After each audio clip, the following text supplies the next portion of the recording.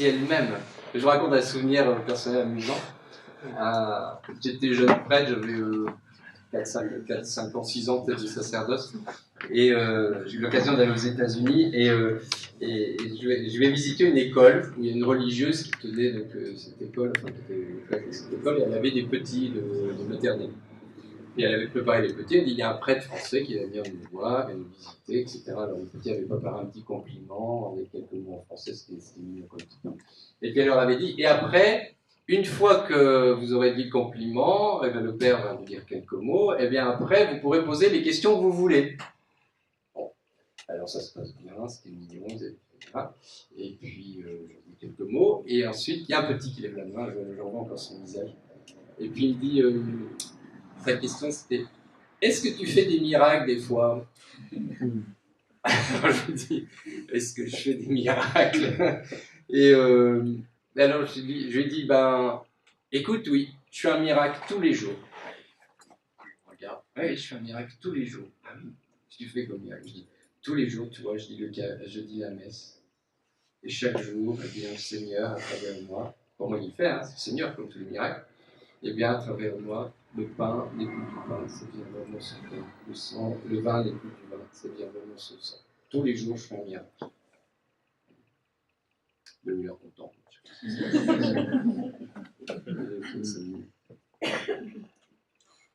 Merci beaucoup, mon père, pour toutes vos réponses qui nous éclairent un petit peu plus sur ce mystère de l'Eucharistie, sur le pain et le vin. Est-ce que vous avez des questions dans la salle? Pierre-Henri. Ouais, excuse-moi, c'était juste. Enfin, je ne sais pas très bien, c'est vrai, depuis le début qu'il prend la forme du pain et du vin, donc, enfin, parce qu'il est humble. Mais en soi, le vin, pour moi, c'est pas la boisson qui paraît la plus simple qu'on connaît. Enfin, il y a quand même l'eau qui paraît plus simple que le vin. Et donc, je vois l'eau plus que le vin. Je ne le pleure pas, mais. T'as raison. Mais encore une fois, il prend les aliments qui sont ceux du repas pascal juif. Donc déjà, c'est des choses de base. Et deuxièmement, il y a aussi toute une symbolique du vin dans l'écriture sainte, qui est une symbolique de joie. Et voilà, le vin qui réjouit le cœur de l'homme, le psaume. Et donc, il y a toute cette symbolique, et parce que l'Eucharistie, c'est un des aspects, mais il y a plein d'aspects, mais je ne vais pas tout développer. Voilà. Mais l'Eucharistie aussi, c'est l'anticipation du banquet céleste. Parce que dans, justement, l'histoire de repas, de nourriture, etc., la vie éternelle est comparée à un banquet de noces. Et donc le vin est ce qui vient aussi réjouir le cœur et le banquet. Donc quand on est entre amis, on est bien boire un bon vin. C'est encore fait aujourd'hui. Et donc il y a cette idée de la joie aussi qui est véhiculée à travers la boisson qui est le vin. De fait, ça pourrait être plus simple parce que, comme vous le disiez tout à l'heure, dans certains pays, il n'y a pas de vin. Il n'y a pas de vie, en tout cas. C'est difficile de se procurer du vin parfois. Mais voilà. En tout cas, le Seigneur, sa idée, c'est que le Seigneur prend vraiment ce qui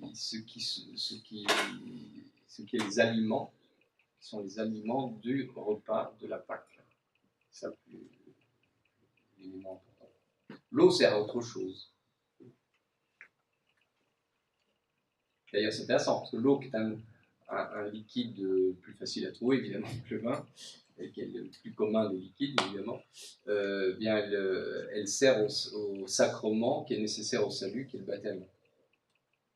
Donc, c'est l'eau qui est la matière du sacrement du baptême, parce qu'on peut en trouver partout, et parce que ce sacrement du baptême est important. Est-ce que l'Eucharistie n'est pas nécessaire au salut?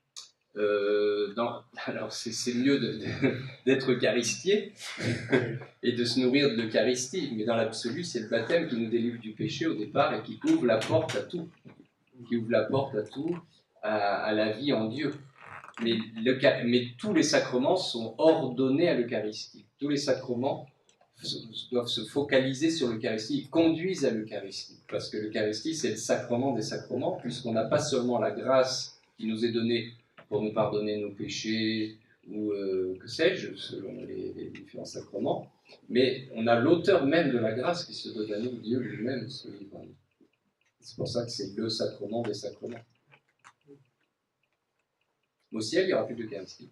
un peu simplement, parce qu'on a plus besoin. Oui, une question. Justement, on parlait de l'importance du pain et du vin. À la messe, on communique seulement avec l'hostie. J'imagine qu'on ne communique pas avec le vin aussi pour des raisons logistiques. Pardon ? Logistique. Et qu'est-ce que vous pensez? Est-ce que c'est pas un peu de... Si c'est aussi important? Oui, alors, ça, bon, les traditions orientales pour ça sont un peu différentes. D'abord, vous savez que dans les traditions orientales, par exemple, pour le pain, c'est pas du pain azime, c'est du pain levé. Voilà, mais c'est aussi du pain de froment, par contre, ça change pas. Voilà.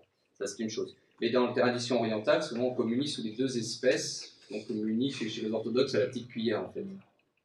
Vous l'avez vu déjà chez les orthodoxes, parce qu'ils découpent le pain consacré, enfin, il est pré-découpé, en fait, avant la consécration. Et après, ils le mélangent avec le vin. Et donc, du coup, on communie donc, avec une petite cuillère. Voilà. Autre chose, c'est notre... chez nous, dans l'absolu, c'est pas interdit, évidemment, de communier sous les deux espèces. Quand on peut le faire sans risque de profaner les espèces ou voilà, de faire un peu n'importe quoi, on le fait sans problème. Simplement, pour des raisons pratiques, du coup, l'Église jusqu'à une période assez récente, limité la communion des fidèles à la seule sous l'espèce du pain consacré donc du corps de Jésus. Mais il faut dire une chose, c'est que dans l'Eucharistie, c'est un peu particulier par rapport aux autres sacrements, c'est-à-dire qu'il y a une double matière.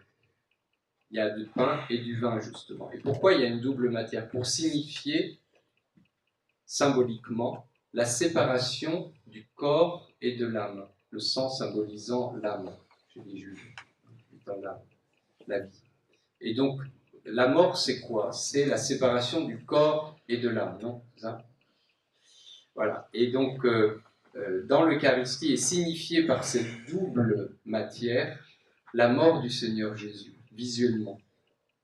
C'est pour ça que le prêtre, avant la communion, vous avez remarqué, il prend un petit bout de l'hostie consacrée, par sel, qu'il met dans le précieux sang. Il dit, et en disant une prière, il dit que comme sont mêlés le corps et le sang du Christ, que nous aussi nous puissions participer de la vie éternelle. C'est-à-dire que c'est le symbole de la résurrection, de la réunion du corps et de l'âme de Jésus, séparés par la mort. Et la résurrection, c'est quoi? C'est la réunion des deux. Symboliquement, c'est exprimé dans la messe par cette double espèce. D'accord? Maintenant, le Seigneur est tout entier présent dans le corps, tout entier présent dans le sang. Tout entier présent sous l'espèce du pain, tout entier présent sous l'espèce du vin. D'accord? Ce qui fait que si on communique qu'avec le pain consacré, le corps de Jésus, en fait, vous recevez Jésus tout entier. Son corps, son âme, sa divinité. Tout. Son corps, son sang, son âme, sa divinité. Et pareil, si vous communiez que sous l'espèce du vin, ça arrive pour des gens, par exemple, qui sont allergiques au gluten, de se communier que sous l'espèce du vin. Et du coup, ils reçoivent la communion tout entière. Donc, en fait, vous ne recevez pas moins en communion sous une seule espèce.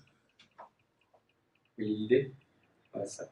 Après, pour des raisons pratiques, pas habituellement, mais dans l'absolu, c'est pas interdit.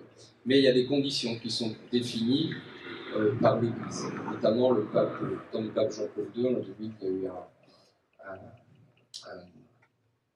eu un document qui explique justement toutes ces règles liturgiques, Redemptionis Sacramentum. Voilà, et les règles notamment pour la communion sous les deux espèces, ne peut pas se faire n'importe comment, évidemment. Parce que si, par exemple, une chose qui ne peut pas se faire, c'est que les gens prennent l'hostie et viennent eux-mêmes communier par intinction, on appelle ça, c'est-à-dire tremper dans le sang, dans le précieux sang, et se communier. Pourquoi? Parce que souvent les gens ne font pas attention, il y a des gouttes qui tombent, etc. C'est pas digne, le Seigneur ne peut pas faire ça. Donc ça doit être le prêtre qui le fait, parce qu'on communie forcément sur la langue. Voilà, il y a des conditions comme ça qui sont définies par l'Église. Ça répond à la question? Dernière question pour Louis. Les protestants donc pas une Eucharistie, mais ils prennent un pain, ils découpent des morceaux et se les donnent après. Chez les protestants, l'Eucharistie, c'est simplement le partage convivial, qui est je peux dire, c'est un souvenir de la scène, mais c'est tout. Parce que le drame chez nos frères protestants, c'est qu'ils n'ont plus de sacerdoce. Qui dit plus de sacerdoce, dit plus de messe valide. C'est-à-dire que s'il n'y a plus de prêtre, il n'y a plus d'Eucharistie. S'il n'y a plus de prêtre, il n'y a plus de sacrement, sauf le baptême.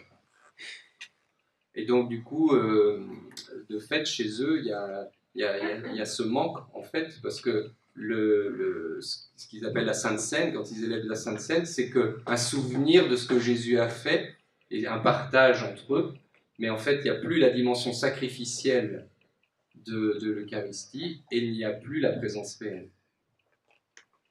Bon, c'est bon, ça.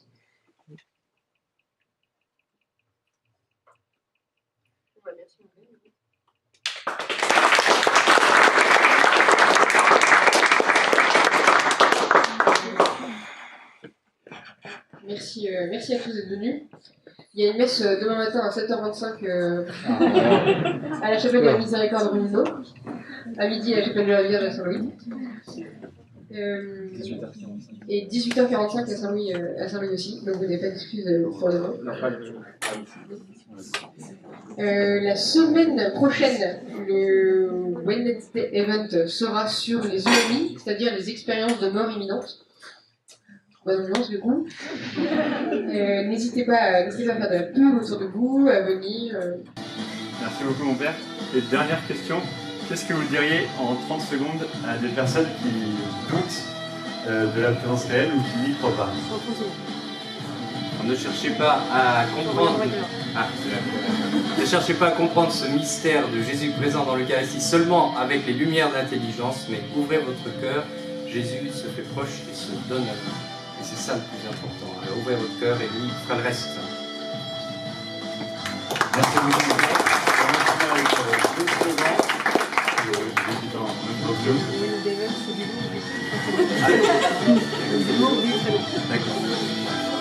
Wednesday Event, c'est du lourd, du très lourd.